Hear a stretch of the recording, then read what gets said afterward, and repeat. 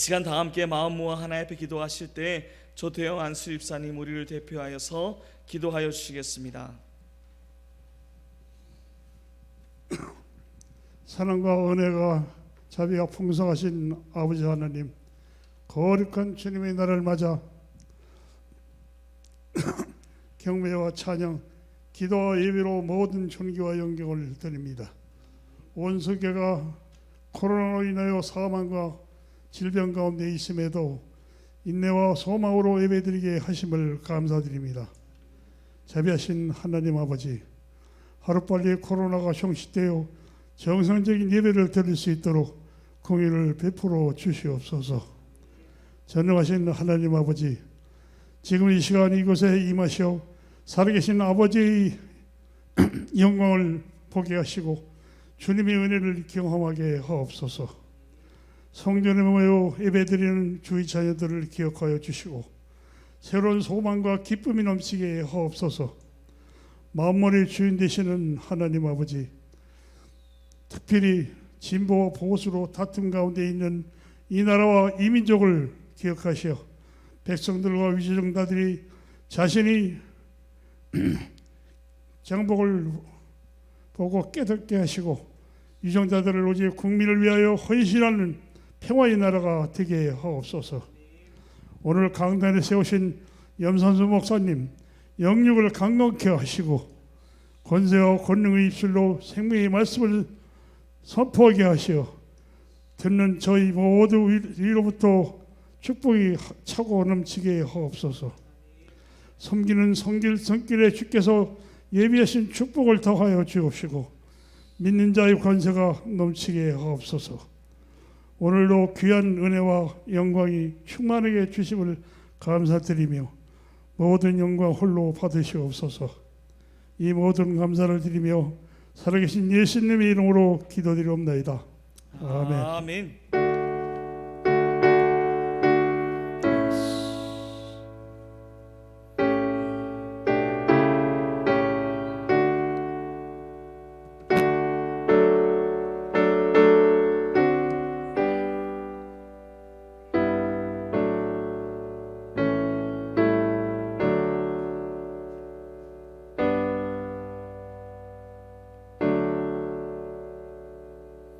감사합니다. 함께 하나님의 말씀 보도록 하겠습니다. 주보에 본문 말씀이 잘못 나왔습니다. 다니엘서 6장 3절 말씀부터 14절까지 말씀이 되겠습니다. 다니엘서 6장 3절 말씀에서 14절까지 말씀입니다.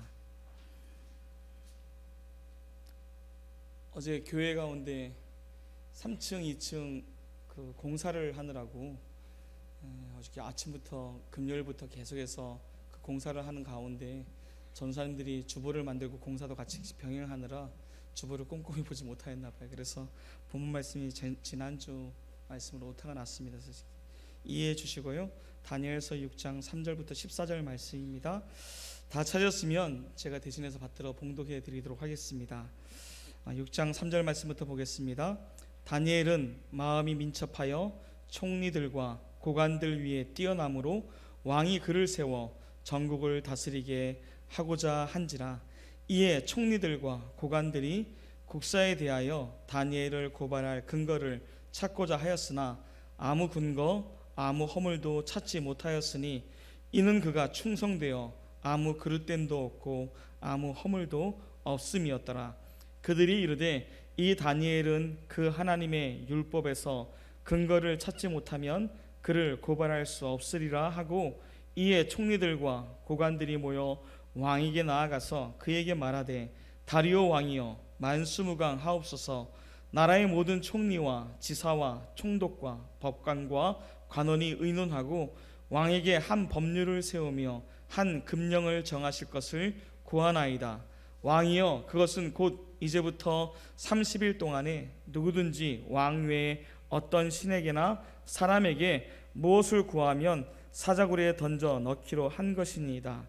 그런즉 왕이여 원하건대 금령을 세우시고 그 조서에 왕의 도장을 찍어 메대와 바사의 고치지 아니하는 규례를 따라 그것을 다시 고치지 못하게 하옵소서 하매 이에 다리오 왕이 조소의 왕의 도장을 찍어 금령을 내니라.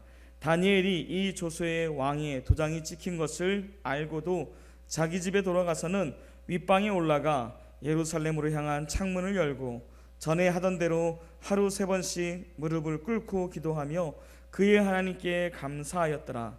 그 무리들이 모여서 다니엘이 자기 하나님 앞에 기도하며 간구하는 것을 발견하고 이에 그들이 나아가서 왕의 금령에 관하여 왕께 아뢰되 왕이여, 왕이 이미 금령에 왕의 도장을 찍어서 이제부터 30일 동안에는 누구든지 왕의 어떤 신에게나 사람에게 구하면 사자굴에 던져넣기로 하지 아니하였나이까 하니 왕이 대답하여 이르되 이 일이 확실하니 메대와 바사이 고치지 못하는 규례니라 하는지라. 그들이 왕 앞에서 말하여 이르되 왕이여, 사로잡혀온 유다 자손 중에 다니엘이 왕과 왕의 도장이 찍힌 금령을 존중하지 아니하고 하루 3번씩 기도하나이다 하니 왕이 이 말을 듣고 그로 말미암아 심히 근심하여 다니엘을 구원하려고 마음을 쓰며 그를 건져내려고 힘을 다하다가 해가 질 때에 이르렀더라.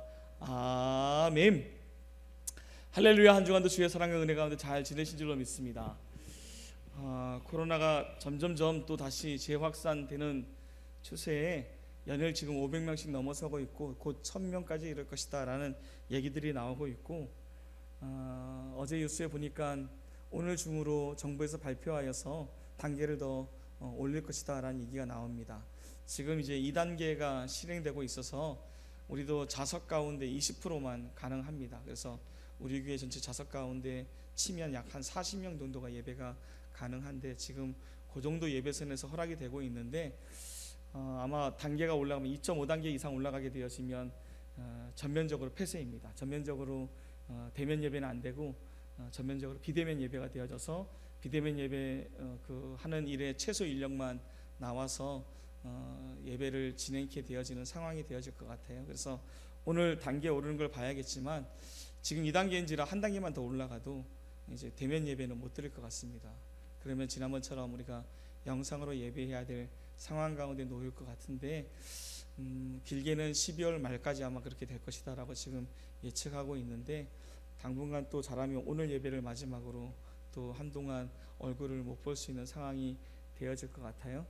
늘 항상 오늘이 마지막 예배다라는 생각을 갖고 이 시간도 마음과 뜻을 다하여 하나님 앞에 진실되게 예배하되, 우리가 또 정부 당국에 힘써하는 일들 가운데 잘 또 따라서 속히 이 문제가 잠잠해지고 해결될 수 있도록 함께 기도하는 마음으로 있는 모든 처소에서 예배의 삶에서 멀어지지 않는 성도들이 되어질 수 있기를 간절히 바랍니다.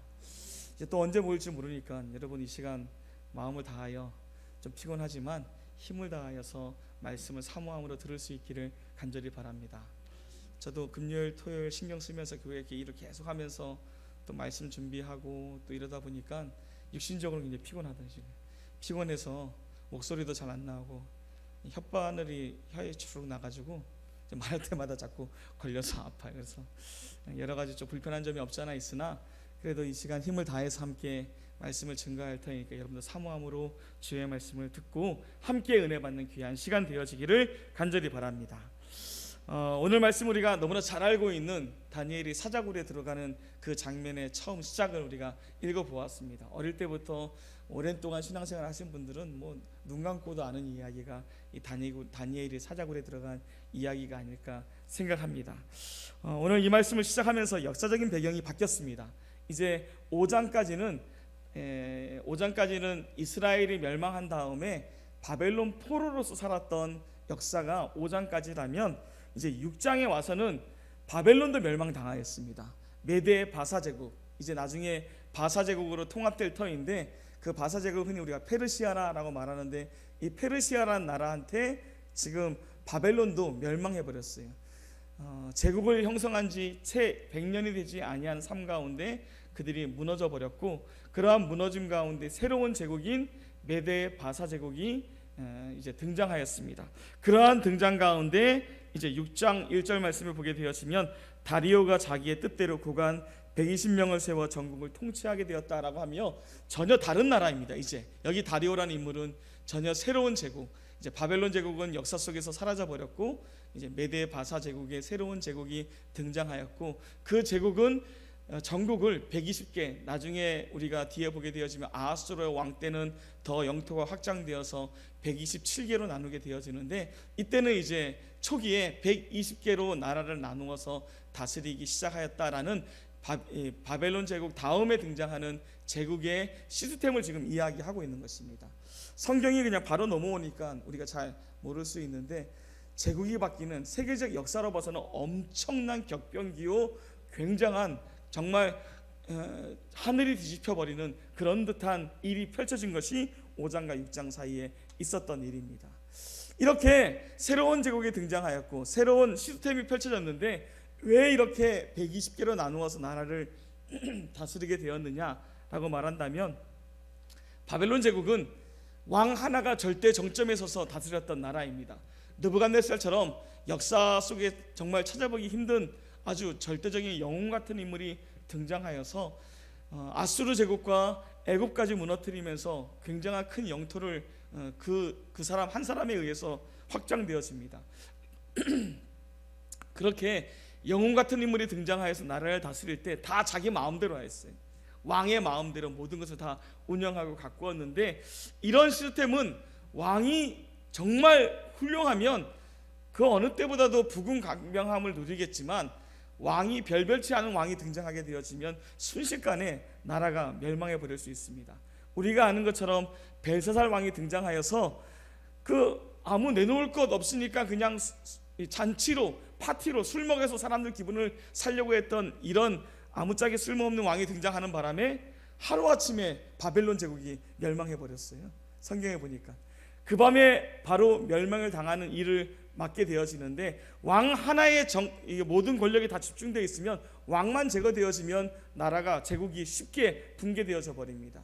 이런 일을 막고자 바벨론의 무너짐을 스스로 무너뜨렸던 메데 바사 제국은, 야, 이제 우리가 세울 나라는 한 사람에게 권력이 몰리는 것이 아니라 전도를 다 일괄적으로 나누어 분봉왕 제도로 막 각각 자치할 수 있는 왕들로서 전부 다 나누어서 다스려 통치하게 만들고, 그것을 감동하는 3명의 총리를 두고 그 위에 왕이 서는 체계를 갖춤으로 말미암아 어느 한 곳이 썩어지게 되어지면 다시 도려내어 잘라내어 새 것으로 만들어내는 그러한 나라의 시스템을 만들어내게 되어집니다. 이렇게 서로 왕과 신하들이 견제해가며 서로를 이렇게 튼튼한 나라로 만들어갈 수 있는 나라를 만들어냈는데, 그 나라의 왕을 다리오라라고 지금 표현하고 있어요. 우리가 성경을 쭉 들어오신 분은 아시겠지만 바벨론 제국이 멸망하고 등장하는 메데 바사 제국의 왕을 고레스라고 알고 있습니다. 그리고 고레스가 법령을 내려서 모든 각 그 포로들은 고국으로 들어와서 각각의 신을 섬기고 특별히 그 신의 전들을 지을 수 있도록 허락하는 고레스 칙령이 유명한데, 그래서 이스라엘 백성이 포로 1차 그들이 그 칙령에 의해서 예루살렘으로 돌아가서 성전을 지었다라는 얘기를 우리가 에스라서를 통해서 전해 본 일이 있고 익히 아는 얘기인데, 이 고레스가 등장하지 않고, 바벨론이 멸망했는데 고레스가 등장하지 않고 그 왕을 다리오라고 지금 말하고 있어요. 이거 왜 그러지? 성경이 틀렸나? 라는 생각을 하실 수 있으리라 생각이 되어집니다. 이 역사적 배경을 잠깐 이야기하고 넘어가는 것이 이 다니엘서를 이해하는데 좀 도움이 되리라 싶어서 역사적인 얘기를 좀 먼저 좀 잠깐 해보고자 합니다. 바벨론을 무너뜨린 메데와 바사는 한 나라가 아니라 두 나라입니다. 메데라는 나라와 그 밑에 바사라는, 흔히 페르시아라는 이 두 나라가 존재했는데, 이 두 나라에 메데가 훨씬 더 큰 영토와 힘을 갖고 있었던 나라입니다. 그런데 이 메데라는 나라가 더 큰 영토와 힘을 갖고 있는지라 바사 제국이 메데 제국을 형으로 모셨어요. 형의 나라로 모셨고, 그 형의 나라로 모신 두 나라가 바벨론에서 속국으로 살았는데, 그래도 우리가 힘을 키워서 바벨론에서 벗어나야 되지 않겠느냐라는 뜻을 갖고 두 나라가 혼인으로 서로 두 나라가 혼인 관계를 맺습니다. 그래서 메데와 바사 제국이 혼인하여 그 사이에서 태어난 아들이 바로 유명한 고레스라는 인물입니다. 이 고레스라는 인물이 이 메데와 바사 제국의 혼인으로 인해서 태어난 아들이고, 이 태어난 이 고레스라는 아들이 후에 장성하여서 이 바사 제국에 있는 모든 전권을 다 가져오는 인물이 되어집니다. 그래서 바사 제국의 정점에 서는 인물이 되어지자 욕심을 부리기 시작합니다.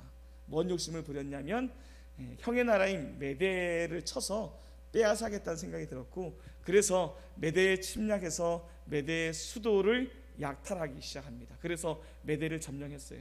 그래서 메대를 점령했으나 자기 생각에 형의 나라를 한순간에 흡수해서 차지하게 되어지면 반발이 워낙 강할 것을 알고 머리를 써서 메대 나라를 침략하여서 그 나라를 얻긴 얻었으나 협약을 맺습니다. 야, 우리가 서로 형제인데 뭐 누가 누구를 차지한다 이러지 말고 동등하게 서로 병합을 하자. 그래서 메대 바사의 연합군이 생겨나기 시작하였습니다. 그 메대 바사 연합군이 형성되어서 왕은 2명입니다. 2명의 왕이 등장하여서 함께 통치하게 되어지는데, 이 고레스는 이렇게 메대만 흡수한 것으로 자기 욕심을 채우기에는 너무 야욕이 큰 사람입니다. 이 고레스라는 인물이 어디를 노렸냐면 과거 아수르가 차지했던 메소포타미아의 비옥한 땅을 노렸고, 그 옆으로 더 나아가게 되어지면 오늘날의 터키 지방이라 말하는 그 리디아 지방이 있습니다. 이 리디아 지방은 그 당시에로는 가장 돈이 많았던, 경제적으로 뛰어났던, 은금이 가장 많았던 동네가 리디아인데 그 리디아를 차지하기를 원하였어요. 그래서 아수르 지역의 메소포타미아 지역을 메대 연합군과 함께 거기를 차지하고 더 나아가서 리디아까지 점령하게 되었습니다. 그로 인하여 엄청난 부를 축적하게 되었어요. 그 엄청난 부를 축적한 것으로 병사들을 얻어 드디어 어디를 공격했냐면 바벨론을 공격하여서 무너뜨리게 되었습니다. 그러면 엄밀하게 말하면 바벨론을 무너뜨린 사람은 누굽니까?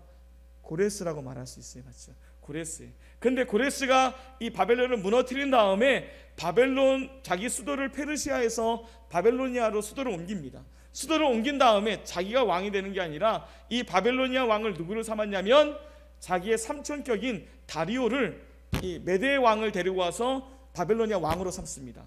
그리고 자기는 뭐 하냐면 지금 여러 나라를 흡수했기 때문에 변방에 여러 지금 시끄러운 일이 많은데 영토 확장과 반란군들을 진압하기 위해서 군사력을 갖고 군사력을 통솔하면서 전쟁에 나가게 되었어요. 그래서 이 바벨론을 무너뜨린 메데 바사 제국의 행정적인 왕으로는 다리오가 있고, 지금 원래 누가 보더라도 이 전체 제국의 왕은 고레스인데, 그럼에도 불구하고 지금 약 2년 동안 다리오를 바벨론의 왕으로 앉혀놓고 고레스는 전쟁에 나가게 되어집니다. 요 2년 동안 다리오가 왕으로 있을 때 요 사건이 지금 오늘 다니엘서 6장의 배경이 되어집니다. 이 다리오는 2년 동안 왕위했다가 고레스가 전쟁을 다 주변의 나라들을 다 정복하고 잠잠한 다음에 돌아오자 왕권을 넘겨주고 폐위당하게 되었어요. 그리고 전체 메데 바사 제국을 페르시아라는 제국으로 명명하고 첫 번째 왕이 되어지는데, 그때 이제 고레스 원년이라고 이렇게 말하고 있고, 그때 이제 포로로 귀환하는 일이 나타나게 되어집니다.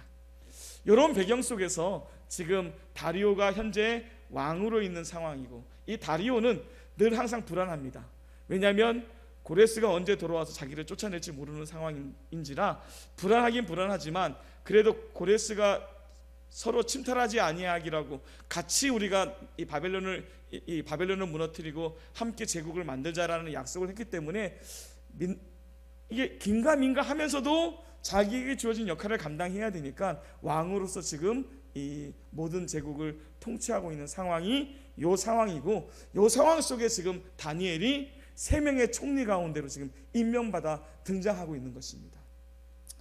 다니엘이 이 페르시아 제국의 3명의 총리 가운데 들어온다는 것이 절대 쉬운 일이 아니겠죠. 맞죠? 무너뜨린 적국의 나라의 왕 다음에 3번째 위치에 있었던 높은 고위 관직인데, 그 사람을 데리고 와서 왕 바로 밑에 있는 자리까지 끌어올린다는 게 이게 쉬운 일이 아닙니다. 적국의 뭐 밑에 있는 사람 인재들을 불러다가 뭐 자기네 나라의 좋은 일꾼으로 삼는 것은 가능하겠지만, 자기들이 무너뜨린 나라의 최고 고위 관직자를 불러다가 자기 나라의 최고 고위 관직자로 삼는다는 것은 이게 쉬운 일이 아니에요. 인간 역사로는 말도 안 되는 일이죠. 사람의 눈으로 봤을 때는 다니엘이 워낙 똑똑하고 지혜가 많고, 더군다나 그 영웅 같은 느부갓네살, 중동 일대를 다 통일시켰던 그 느부갓네살 밑에서 여러 이적과 여러 환상들을 해석했던 이력을 갖고 있던 지혜가 특출난 인물이기에 이 페르시아도 다니엘에 대한 소식을 들었을 것이고, 그런 다니엘을 우리에게도 그의 지혜를 빌려 이 나라가 지금 막 형성되었을 때 그것을 다스리는 그 사람으로 우리를 흡수해왔다, 스카우트해왔다라고 이렇게 생각할 수 있겠지만, 실제적으로는 이게 말처럼 쉬운 일이 절대 아닙니다. 어떤 나라가 한 나라를 정복했을 때 고위 관직자들은 제일 먼저 숙청 대상의 첫 번째입니다. 그럼에도 불구하고 다니엘은 지금 이 위치에 올라섰어요. 성경은, 사람들은 뭐 다니엘의 지혜 때문에 그렇다라고 할 수 있겠지만, 성경은 그 이유를 뭐라고 표현하고 있는지 우리가 오늘 말씀을 통하여 한번 보기를 원합니다. 3절 말씀에 다니엘은 마음이 민첩하여 총리들과 고관들 위에 뛰어남으로 왕이 그를 세워 전국을 다스리게 하고자 한지라 라고 이렇게 말하고 있습니다. 3명의 총리가 있는데 그 3명의 총리 가운데에도 우두머리로 삼았다는 거예요. 왜? 그의 마음이 민첩하였기 때문에. 마음이, 이때 다니엘의 나이가 80입니다. 80이 넘은 나이에 10대 때 포로로 끌려왔고 70년의 바벨론 생활을 한지라 이제 다니엘의 나이가 약 80을 넘어선 것으로, 우리가 80이 정도 된 것으로 예측하고 있는데, 80의 노인이 마음이 민첩하대요. 어저께 먹은 게 뭔지 기억도 잘 못할 그 나이에 지금 이 온 세국을 제패한 바벨론 제국의 가장 지혜로운 사람으로, 마음이 민첩한 사람으로, 막 어떤 사람은 이 마음이 민첩을 세대를 잘 읽고 어디에 붙어야 될지 잘 아는 그런 것으로 아는데, 그런 인물이 아니라 이 마음이 민첩하다라는 요 말의 원어적 의미는 무엇이냐면, 이게 한글로 마음이 민첩이지만 이거 한글로는 이거를 해석해서 마음이 민첩한 것을 얘기했지만, 원어적 의미는 뭐냐면 그 다니엘이라는 인물 속에 아주 놀라운 영을 소유하고 있는 사람이라는 의미를 갖고 있습니다.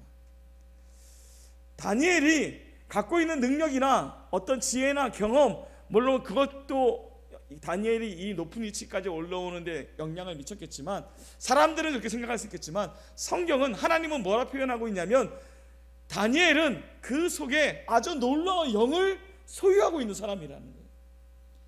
우리식으로 표현하면 놀라운 영은 뭐겠습니까? 그들은 신들의 영이라 말하고 있는데, 우리식으로 말하면 그 놀라운 영은 뭐 귀신이겠어요? 다른 게 들어가 있겠습니까? 뭐가 있다는 거예요? 다니엘 속에 하나님의 거룩한 영인 성령을 소유하였던 인물이다라는 이야기로 해석이 되었습니다. 다니엘이 나라가 멸망당했음에도 불구하고 적군 나라의 가장 높은 위치에 또 올라갈 수 있었던 이유는, 그가 누가 보아도 놀라운 영을 소유한 사람으로, 우리식으로 이야기하면 성령을 소유한 사람으로, 어릴 때부터 성령 충만한 삶이 80대까지 계속해서 성령 충만하게 살았던 인물이라는 거예요. 나라가 멸망했음에도 불구하고 그 하나님을 향한 마음이 변치 아니하고 그분의 영에 감동받아 마음과 뜻을 하나님께 두고 살았던 인물, 그로 인하여 왕이 먹으라 주었던 고기와 포도주를 거부하며 채소만 먹고도 더욱더 남들보다도 더 아름다운 얼굴을 드러냈던 소년이 지금 80 노인이 돼서도 여전히 무엇을 의지하여 살아가요? 그 마음에 성령을 품고 성령의 인도함 따라 살아가는 사람이 다니엘이었다라고 성경은 말해주고 있는 것입니다. 주변에 보면 어렸을 때 참 열심히 신앙생활하고 정말 뜨겁게 교회에서 많은 봉사와 헌신을 한 많은 사람들이 있습니다. 그런데 지금은 어떻느냐라고 말했을 때, 지금은 교회를 떠나 있고 신앙생활을 하지 않는 사람이 참 많이 있습니다. 제 주변에도 제 친구들이 어릴 때 저와 함께 기타를 같이 배우고 막 찬양했던 친구들이 나중에 찬양 인도자로, 막 청년 때는 찬양 인도자로 사역도 하고 대구 일대 찬양단을 조직해서 막 뜨겁게 활동하던 친구가 있는데, 지금 뭐 하냐, 거제도 조선소에서 배 만들면서 예수는 안 믿고 있어요. 예수 믿으라고 지금 이야기하면 막 욕을 해요, 저한테. 예수 믿으라고 하는 저한테 욕을 막 하면서, 젊었을 때 그렇게 열심으로 찬양하며 하나님을 섬겼던 사람이 지금은 하나님과 떠나 살아가고 있는 모습들, 뭐 내 친구의 모습뿐만 아니라 주변에 그런 사람이 굉장히 허다하게 많음을 보게 되었습니다. 여러분, 한결같이 성령의 충만한 인물이 되어지기를 간절히 바랍니다. 어릴 때부터 나이 들었다 해서 쇠하해지는 것이 아니라 더욱더 우리 안에 있는 영이 힘있게 역사하는 그런 인물들이 되어지기를 간절히 바랍니다. 다니엘이 80이 넘은 나이에도 불구하고 대제국의 지금 총리 중에 우두머리로 서는 것은, 성경은 그가 갖고 있는 능력, 지혜, 어떠한 재능, 처세술 이런 것으로 말하고 있지 않고 그 안에 있는 영 때문에 그렇다. 영 때문에.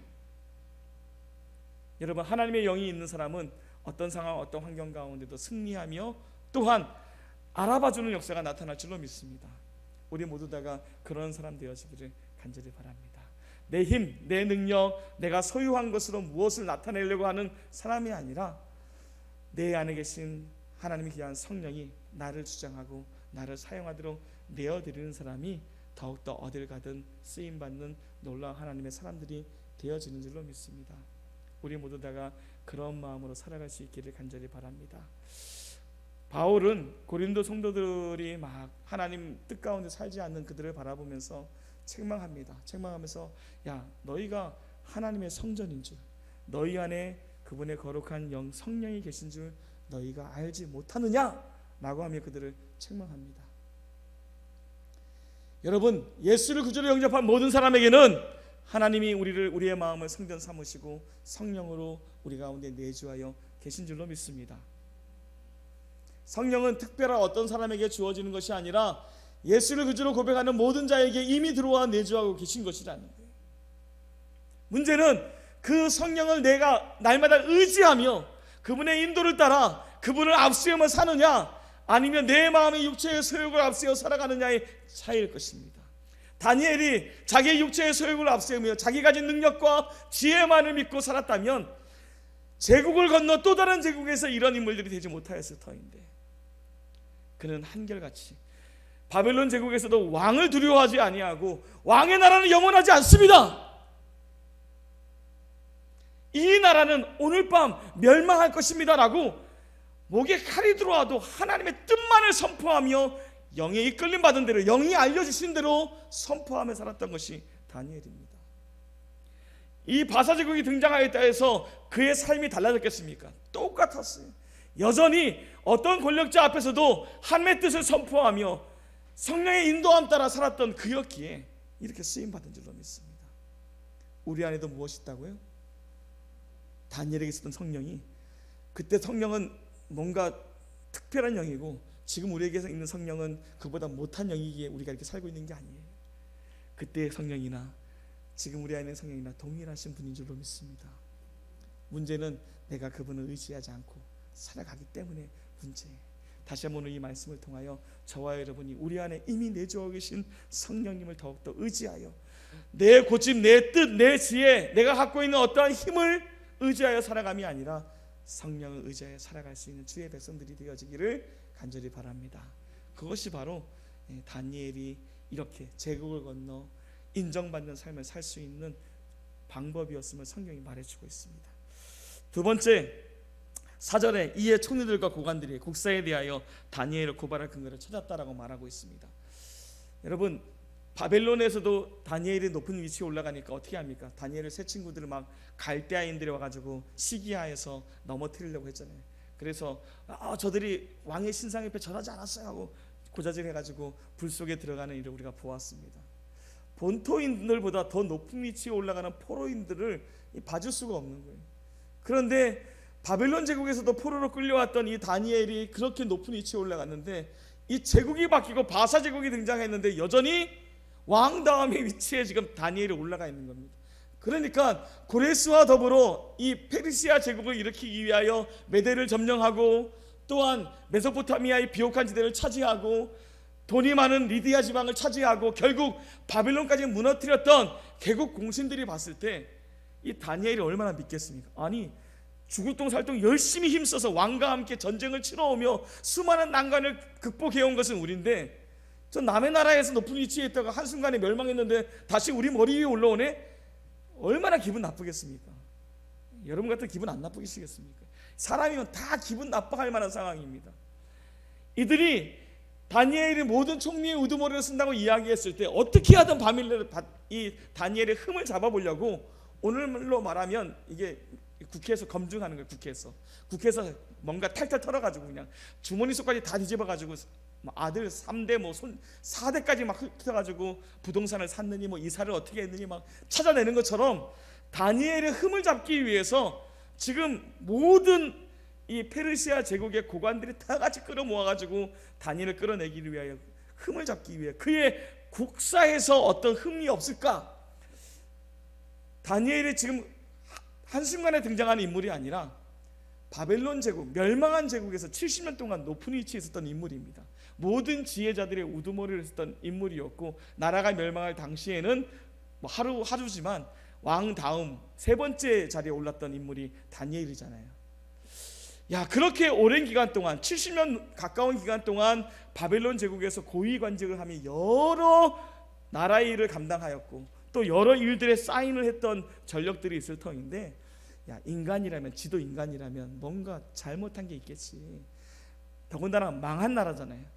뭔가 잘못했으니까 그 나라가 망했겠지. 저런 사람이 윗대가리에 있으니까 나라가 망한 거 아니겠어? 찾아보자 하고 국사에서 흠을 찾기 위해서 막 바벨론 역사를 다 찾아보고 또한 페르시아의 이 총리의 우두머리로 선 그 기간 동안 뭔가 없는가 다 찾아봤을 것이라 생각되어집니다.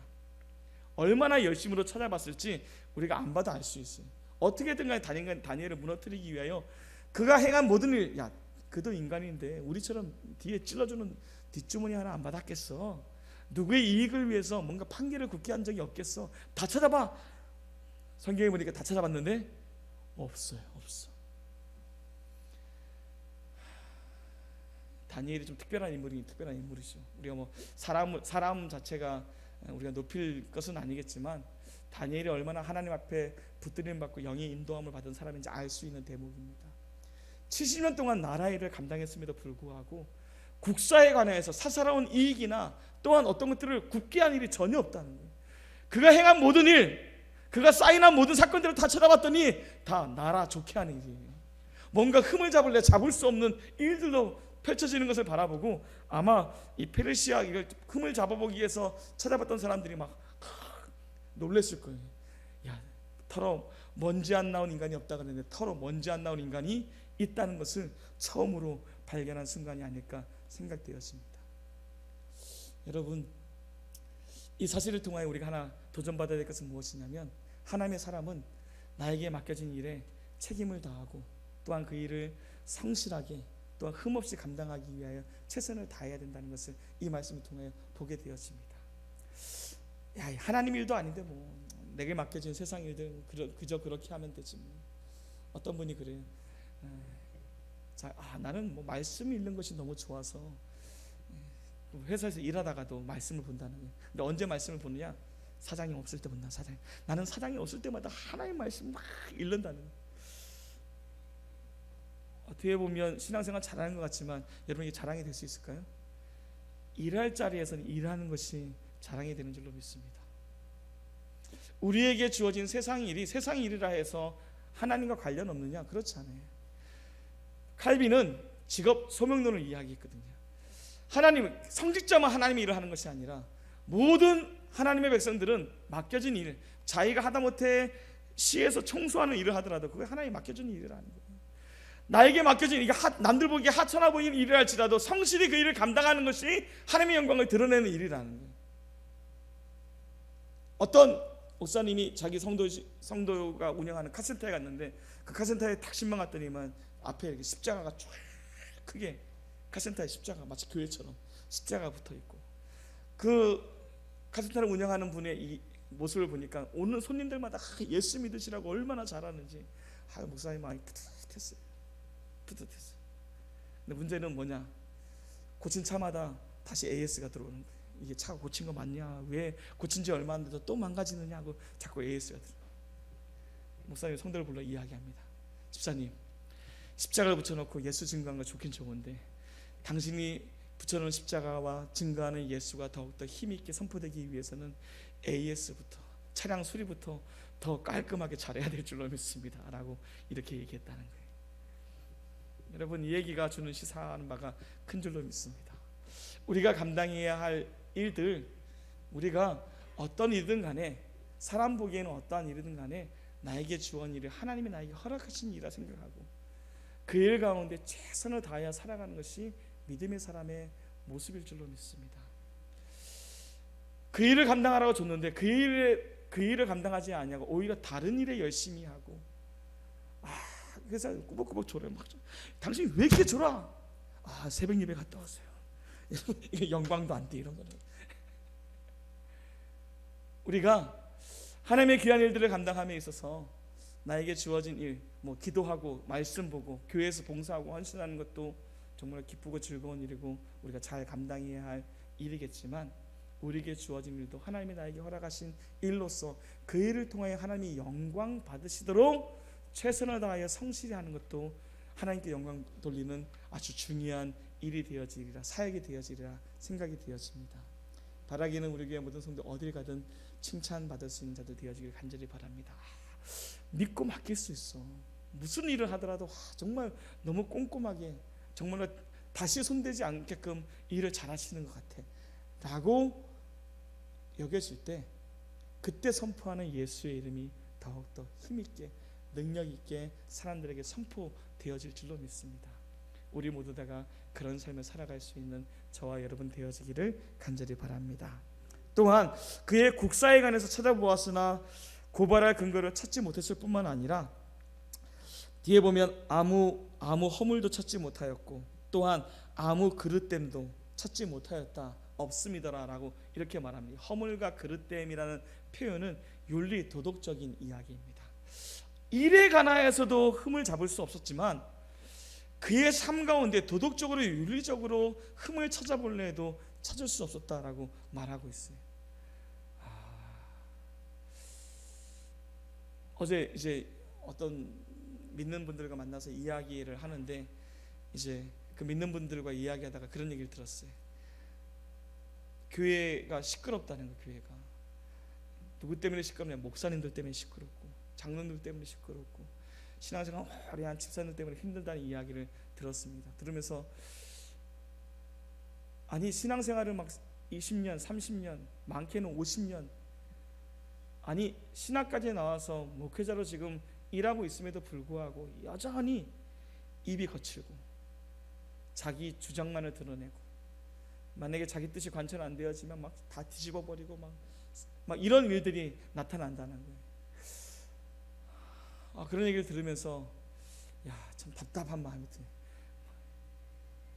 아주 먼 나라의 이야기가 아니라 가까운 데에서 같이 신앙생활하고 있는 사람들의 이야기들을 그런 사례가 어떤 특별한 교회에서만 나타나는 게 아니라 이 교회에서 저 교회에서도 다 나타난다는 이야기 들었을 때 막 마음이 막 아픈 거예요. 그런 얘기를 들으면서 목사도 마음이 이렇게 아픈데 하나님은 얼마나 아프실까? 말씀을 20년 30년 들으면 뭐합니까? 신앙생활을 30년 40년 교회 다니고 예배 드리면 뭐합니까? 전혀 언어도 변화되지 않고 삶도 변화되지 않는다면 뭔가 우리 신앙생활에 그릇됨이 있는 것이 아닌가 생각되었습니다. 여러분 신앙생활의 연조가 많아지고 또한 말씀을 들으면 들을수록 우리의 언어가 변화되어지고 우리의 삶이 좀 변화되어지기를 간절히 바랍니다. 인간의 힘으로는 되어지는 것은 아니겠지만 그래도 내가 예수를 몇 년 믿었는데 한 번 말할 때 더 생각하고 말하고 한 번 행동할 때 이렇게 했을 때 하나님이 영광 받으실까? 한 번 더 고민하고 행동할 수 있는 우리의 삶이 되었으면 좋겠습니다. 이번 주에도 어떤 교회 그 보상 문제 때문에 막 화염병 던지는 이야기가 뉴스 나오는데 뉴스 첫머리가 무엇이냐면 보상 더 받으려고 화염병 던지는 성도, 교인들 이렇게 나오는 거예요. 앞에 타이틀이 보상 더 받으려고. 그래서 도대체 얼마나 받으려고 했는지 500 몇 억을 처음 받으려고 그랬는데 나라에서는 80 몇 억밖에 안 주니까 300 몇 억으로 절충받아가지고 300 몇 억을 달라 그러더라고요. 막 단위가 너무 많아가지고 상상할 수도 없는 단위. 80억만 해도 어마어마할 것 같은데 500억을 꿈꾸는데 80억 준다니까 안 차는 거죠. 나라에서는 절충받아서 자기들은 300 얼마를 달라 했더니 나라에서는 굽히지 않으니까 결국 화염병 막 던지는 모습이 뉴스에 나오면서 뉴스 타이틀은 첫머리마저 딱 아나운서가 보상 더 받으려고. 아니 뉴스를 또 저렇게 얘기하면 분명히 어떤 또 나름대로 그 교회 나름대로 뭔가 있을 텐데 유스 첫머리에 보상 더 받으려고 화염병 이렇게 말하면 그거 듣는 사람들은 다 하나같이 교회를 다 싸잡아서 뭐라 생각할까라는 마음이 들면서 가슴이 답답한 거예요. 아니 유스를 왜 저렇게 말하지? 물론 양쪽 다 뭐 상황이 있겠지만 너무 유스가 편파적으로 또 증거한다는 생각도 또 들더라고요. 첫 타이틀부터 보상 더 받으려고 이렇게 말하는 게 그쪽 상황도 좀 얘기해주면서 이해시키면서 서로 좀 이렇게 절충 보는 기사였으면 좋겠는데 편파적으로 보상, 돈을 더 받기 위해서 화염병을 던지는 교인들이라는 얘기 나오면서 뭐 너무 가슴이 아픈 상황이었습니다. 그런데 그런 일들이 우리 주변에 허다하다는 거. 여러분 어떠십니까? 우리가 점점 그리스도를 닮아가고 우리의 말하는 것, 행동하는 것들이 정말 하나님의 영광 받으시도록 좀 더 신중했으면 좋겠습니다. 신앙의 연조가 많아지고 더욱더 말씀을 들으면 들을수록 그 가운데 변화되어지고 깨지고 부서져서 자꾸 말씀 가운데 반응하여 변화되는 역사가 나타나기를 간절히 바랍니다. 금요일밤에도 말씀드렸던 것처럼 벨사살 왕이 하나님의 성전 기물을 다 끌고 나와서 술 마시며 잔치 벌였습니다. 근데 갑자기 손가락에 나와서 손을 썼어요. 메네메네 되길 우바르신. 해석할 사람이 없어 다니엘을 불러서 해석했는데 다니엘이 세어보고 달아보았는데 결국 나누어 버린다는 거예요. 왕을 하나님이 세어보고 계수했는데 도저히 안 되어서 이제는 때가 되었다. 망하게 하시는데 그 왕을 하나님의 저울에 올려보았더니만 왕이 미치지 못해. 너무 가볍다는 거예요. 그래서 하나님이 이 나라를 나누겠다, 우바르신 둘로 나누시겠다는 거예요. 그러면 그 말을 딱 들은 왕이 뭐 했느냐? 성경의 기사는 왕이 그 말을 딱 듣자 다니엘이 거절하였던 자주색 옷을 입히고 금사슬을 다니엘 목에 걸고 그를 왕 다음에 세 번째 자리에 그를 앉혔더라. 조소를 써서 앉혔다는 거예요. 그런데 요 사이에 정말 들어갈 말이 무엇이냐? 왕이 나누어집니다 라고 하면 다니엘에게 자주색 옷을 입히기 전에 자기 옷을 찢어야죠. 자기의 가슴을 쳐야지. 나 때문에 나라가 망한다는데, 이 영광스러운 바벨론이 나 때문에 망한다는데 그거 하나님의 손가락에 나와서 쓴 거 봤으면 다니엘을 높이기보다는 높이기 전에 먼저 옷을 찢으며 회개하면 내가 어찌할꼬 하고 다니엘에게 물어보며 하나님 앞에 통회했으면 성경은 그날 밤에 그 왕이 죽었다는 거예요. 기회로 준 그 시간을 놓치고 오히려 다니엘이 거절하는 그것을 다니엘에게 입히려고 하다가 죽음당한 것이 벨사살입니다. 여러분, 말씀은 듣고 행할 때 우리 가운데 힘이 되어지고 능력이 되어지는 줄로 믿습니다. 얼마나 많이 들었느냐 중요하지 않아요. 내가 얼마나 순종하느냐가 중요합니다. 얼마나 듣고 깨닫고 회개하느냐가 중요한다. 여러분, 우리의 삶이 말씀을 듣고 뉘우치고 회개하고 돌이키는 그러한 삶이 날마다 있기를 간절히 바랍니다.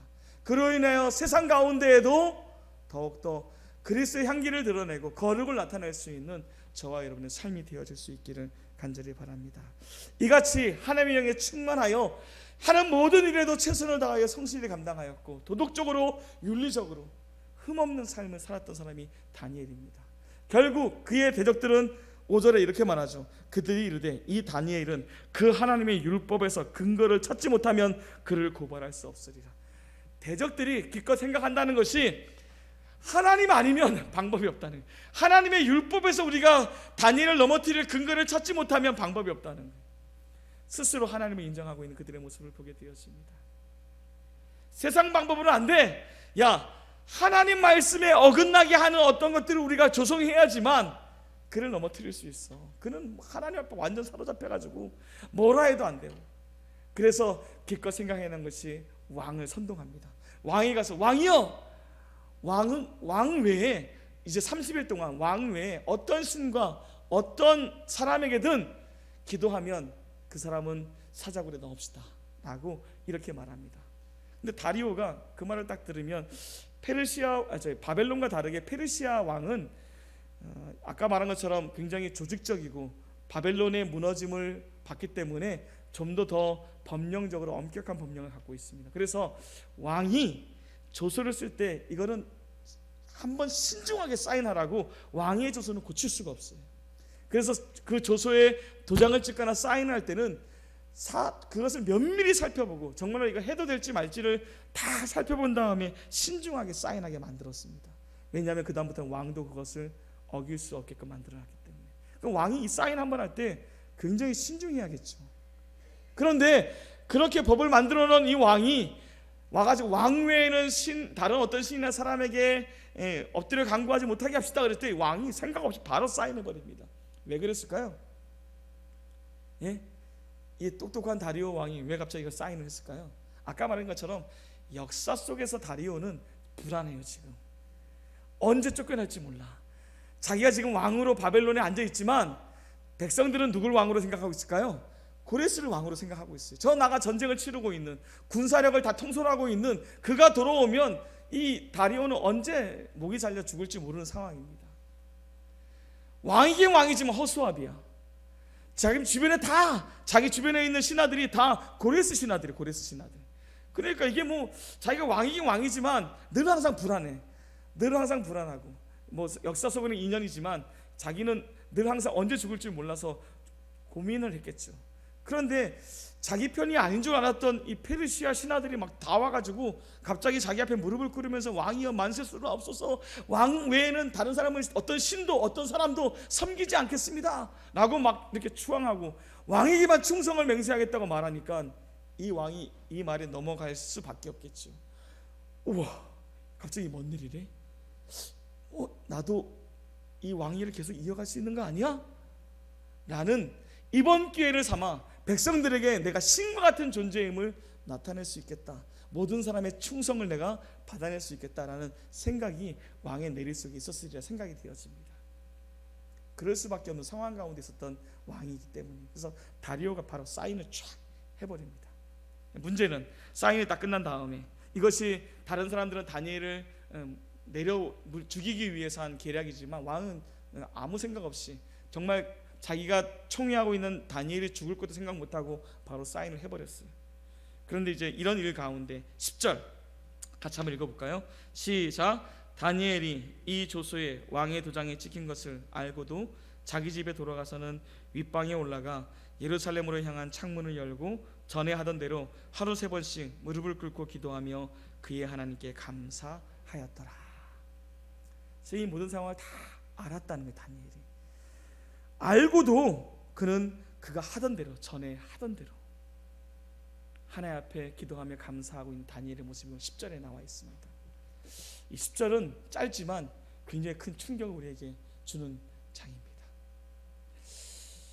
이런 상황을 몰랐으면 뒤에 나오는 다니엘이 별로 중요하게 떠오르지 않았을 텐데, 다니엘은 지금 이 모든 조서가 내려서 왕 외에 다른 신이나 다른 사람 앞에 기도하거나 엎드리게 되어지면 죽는다는 것을 알고 있었어요.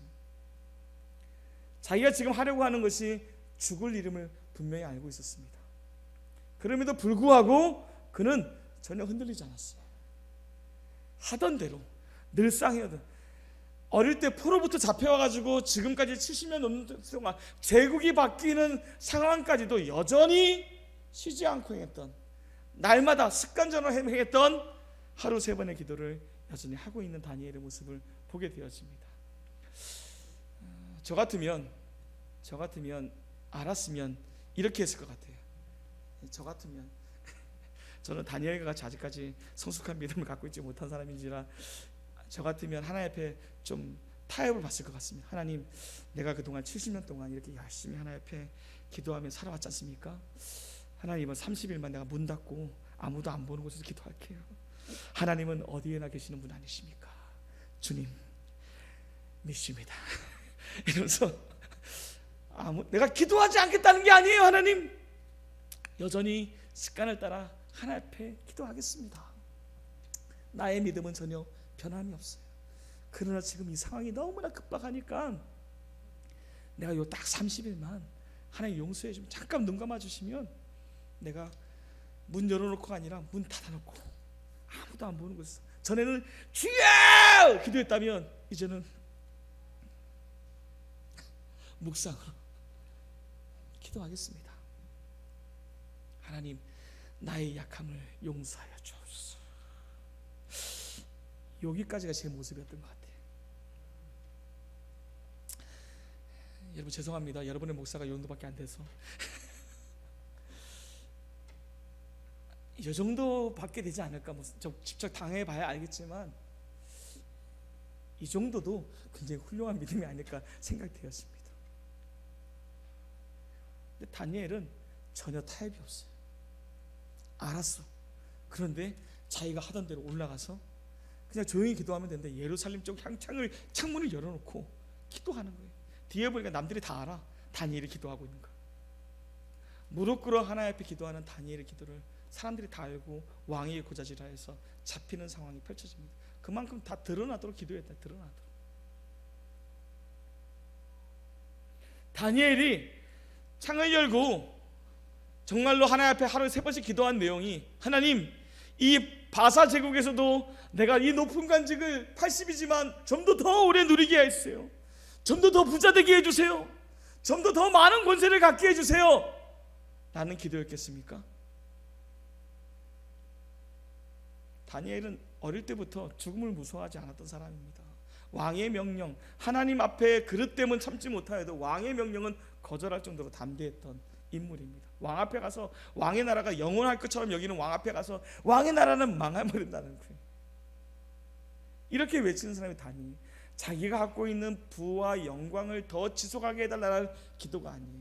그의 기도는 무슨 기도냐면 예루살렘을 향하여서 기도했다라고 말하고 있어요. 예루살렘에 향하여서 창문을 열고 기도했다는 내용은 이게 어떤 기도였는지 알려주는 내용입니다. 역대하 7장에 가게 되시면 솔로몬이 성전을 짓고 하나님 앞에 기도하는, 낙헌식 할 때 기도하는 장면이 나옵니다. 그때 보게 되어지면 솔로몬은 이스라엘의 최고, 통일국가의 최고의 영광을, 부귀를 누리던 왕입니다. 근데 이 왕이 기도함에 있어 앞으로 되어질 일에 관한 영감을 받았는지 이 솔로몬이 어떻게 기도하냐면, 제가 읽어드릴게요. 솔로몬이 나라가 멸망하고 포로로 끌려갈 것을 영감으로 받았습니다. 전혀 그것을 꿈꿀 수 없는 솔로몬 시대에 성전 낙헌식을 하다가 영에 감동받아서 기도 가운데 이런 기도를 드려요. 어떤 기도냐면 역대하 6장 말씀에 자기들을 사로잡아간 적국의 땅에서 온 마음과 온 뜻으로 주께 돌아와서 주께서 그들의 조상들에게 주신 땅과 주께서 택하신 성과 내가 주의 이름으로 위하여 건축한 성전 있는 쪽을 향하여 기도하거든 주는 계신 곳 하늘에서 그들의 기도와 간구를 들으시고 그들의 일을 돌보시오며 주께 범죄한 주의 백성을 용서하여 주옵소서. 다니엘이 70년 동안 습관을 따라 날마다 기도했던 내용은 다른 내용이 아니라 이 기도, 솔로몬이 기도했다. 하나님이 이대로 해주겠다고 약속하셨거든요. 이 기도 내용을 붙잡고 기도하는 거예요. 하나님, 우리가 포로로 끌려와서 어디에 잡혀있든 간에 마음을 하나님께로 돌이키고 있는 곳에서 하나님의 도성과 하나님의 전이 있는 이곳을 향하여서 손을 들고 하나님을 위해서 기도하면 하나님, 우리가 어디에 있든 그 백성을 돌보시옵고 그 백성의 죄를 용서하신다고 하지 않으셨습니까? 하나님, 70년 동안 내가 여전히 쉬지 않고 기도합니다. 우리를 돌봐 주옵시고 우리의 죄를 용서하여 주옵소서. 이게 다니엘이 기도한 내용입니다. 자기의 부귀와 영광이 아니에요. 여전히 멸망해버린 나라이지만 한 번도 10대 때 끌려와서 돌아가 본 적 없는 고국이지만 그 고국을 향하여 창문을 열고 하나님 계셨던 그곳을 향하여 바라보면서 하나님이 전에 이렇게 약속하시지 않았습니까? 내가 지금도 그 하나님을 신뢰하며 그곳을 향하여 손을 들고 기도하겠다는 거예요. 이렇게 기도하다 사자굴에 들어가는 한이 있다 할지라도 나는 여전히 그 하나님을 향하여 쉬지 않고 기도하겠습니다. 내가 아닌 이 백성을 돌보시고 우리의 죄를 용서하여 다시 우리를 하나님 백성 삼아 주옵소서. 이게 다니엘의 기도예요. 여러분, 우리의 기도의 내용은 대부분 어떤 것입니까? 다니엘과 같이 하나님의 뜻을 붙들고 하나님 나라와 하나님 백성을 위하여 기도하고 있는지, 아니면 내 삶의 소원과 만족과 이익을 위하여 이것 되게 해주세요, 저것 되게 해주세요, 나 이것 주세요, 나 저것 주세요 라는 기도가 우리의 삶을 많이 채우고 있는지 다시 한번 생각해 봐야 되리라 생각이 되었습니다. 다니엘이 목숨 걸고 기도한 것이 자기의 영광과 부귀가 아니었어요. 하나님 나라의 백성의 회복, 우리의 죄를 용서하여 다시 하나님과 우리가 하나 되어지는 것, 그것만을 열망하며 10대 때부터 70년 넘는 세월 동안 여전히 습관처럼 하나님을 향하여 기도하는 다니엘. 멋있지 않습니까? 나이 들어서 이런 모습이었으면 좋겠어요. 나이 들어서도 늘 이런 모습으로, 알면서도 불구하고 그렇게 기도했다. 더 놀라운 것은 지금 이 기도하면 죽을 걸 알고 있어요, 자기가. 근데 성경에 뭐라 그랬어요? 습관을 따라 기도하는데 뒤에 이렇게 말하고 있죠. 그가, 성경이 역대하에 펼쳐 있네. 그가 기도했는데 무릎을 꿇고 기도하며 그의 하나님께 뭐 하였더라? 감사하였더라. 아니, 지금 죽을 줄 알고 기도하고 있는데 하나님 앞에 뭐 기도하고 있어요? 감사 기도하고, 감사 기도했어요. 다니엘의 기도의 감사는 상황과 환경을 초월한 것입니다. 우리는 상황과 환경 따라 감사를 합니다. 이렇게 해서 감사합니다. 하나님 이렇게, 이번에 너무 사업이 잘 돼서 감사합니다. 뭐 이렇게 돼서 이번에 여기 직장 붙게 해줘서 감사합니다. 뭐 건강 주셔서 감사합니다. 이렇게 감사하는데 다니엘은 상황과 환경 때문에 감사하는 게 아니에요. 감사는 환경과 상황 따라 하는 것이 아니라 믿음 따라 하는 게 감사인 줄로 믿습니다. 우리의 믿음이 늘 항상 감사하기를 간절히 바랍니다. 다니엘은 이 상황 가운데 감사했어요. 빌립보에서 말하는 것처럼, 오늘 우리가 교동문에서 읽었던 것처럼 아무것도 염려하지 말고 오직 뭐라고요? 하나님 앞에 기도와 간구할 때 뭐함으로 아뢰라고요? 감사함으로 하나님께 아뢰라. 자주 말씀드리지만 성도의 삶 가운데 근심과 염려가 없다라고 말하지 않습니다. 근심과 염려는 성도에게 똑같이 다가옵니다. 코로나가 안 믿는 자들에게는 다가오고 안 믿는 사람 우리에게는 전염이 안 되느냐? 똑같이 전염됩니다. 염려와 근심도 세상 가서 똑같이 우리가 경험하지만 그들과 우리가 다른 차이점은 무엇이냐? 우리는 그 일로 근심하며 염려하는 것이 아니라 감사함으로 하나님께 기도하는 사람들이라는 거예요. 코로나 걸려도 감사하고, 안 걸려도 감사하고, 사업 잘 돼도 감사하고, 망해도 감사하고, 건강해도 감사하고, 아파도 감사하고, 이게 그들과 우리의 차이인 줄로 믿습니다. 여러분, 감사가 습관되어지기를 간절히 바랍니다. 다니엘은 감사할 건덕지가 하나도 없어요. 어릴 때 10대 때 포로로 끌려와서 부모님과 헤어지고 남의 포로의 생활을 지금까지 고국에 못 들어가고 계속 정말 힘겹고 어려운 삶, 제국이 바뀌는 이런 일들, 격변의 시기를 살아온 사람입니다. 늘 항상 사람들이 시기와 질투 가운데 위협을 당하였고 그의 꼬투리를 잡기 위해서 사람들이 눈 시뻘겋게 날마다 살펴보는 그러한 가운데 살았던 사람이 다니엘이에요. 그런데 그 다니엘이 정말 감사할 것 하나도 없을 만한 그런 상황에도 여전히 감사하고 있어요. 여전히 사자굴에 들어갈 거 뻔히 알면서도 감사하고 있어요. 뒤에 보게 되어지면 다니엘이 환상 가운데 사로잡히는 장면이 나오는데 다니엘이 어떻게 환상 가운데 기도하냐면 하나님이 예레미야를 통하여서 회복할 때가 가까운 줄 알고 하나님 앞에 금식하며 기도하기 시작하였다라는 말이 나옵니다. 그러다가 환상을 봐요. 다니엘은 지금 70년 넘게 동안 성전을 향하여 하나님 성전을 향하여 기도합니다. 그러면서 어떤 기대가 있냐면 이제 곧 회복될 것이다. 나 하나 죽는 거 뭐 중요해? 하나님이 약속하신 대로 이 나라가 회복될 것인데 여전히 그 나라를 위하여 기도하는 오늘의 내 삶이 중요하지 살고 죽는 거 중요하지 않다. 그러면서도 여전히 하나님을 향하여 손들고 무릎 꿇어 기도할 수 있는 그것으로 감사하며 하나님께 아뢰고 있는 이 다니엘의 이 신앙, 저와 여러분의 신앙 되어질 수 있기를 간절히 바랍니다. 여러분, 코로나 시대에 더욱더 감사해야 될 줄로 믿습니다. 힘겹고 어렵지만 참 많은 일들로 우리가 좌절할 만한 일들이 연일 뉴스에 나오지만 여러분 그 가운데 감사하십시오. 더욱더 감사할 때 하나님은 이 다니엘을 형통케 하셨다는 거예요. 그가 어딜 가든 높여주시고 그가 어디에 처해지든 간에 하나님을 살게 하는 놀라운 역사가 나타났습니다. 여러분, 우리가 이러한 믿음으로 이러한 신앙으로 살아갈 수 있기를 간절히 바랍니다. 그랬을 때 하나님은 이 마지막 바벨론 같은 이 시대에 우리 다니엘 같은 인물을 찾아서 이 마지막 때에 하나님의 증인의 일을 감당케 하기 위하여 지금도 일꾼을 찾으실 터인데 저와 여러분이 이런 세상 가운데 산다 하여서 다 그렇게 살아가는 것이 아니라 그 가운데 살았던 다니엘과 같은 이런 모습으로 우리가 살아 마지막 때에 주님 오실 때 정말로 할렐루야, 주님 내가 여기 있습니다 라고 주님을 향하여 달려나갈 수 있는 복된 신앙인들 되어지기를 주님의 이름으로 축원드립니다. 기도하시겠습니다. 하나님 감사합니다. 오늘은 우리가 너무나 잘 알고 있는 다니엘 6장에 있는 말씀을 통하여서 알고도 하던 대로 행하였던 다니엘의 모습을 살펴보았습니다. 정말 제국이 바뀌는 격변의 시대 가운데 포로라는 신분으로 살았음에도 불구하고 그 누구보다도 믿음의 주인공으로 살았던 다니엘의 모습을 바라보면서 우리 또한도 이 마지막 때에 그런 믿음으로 그런 삶의 자세로 살아갈 수 있는 우리들이 되어지게 역사하여 주옵소서.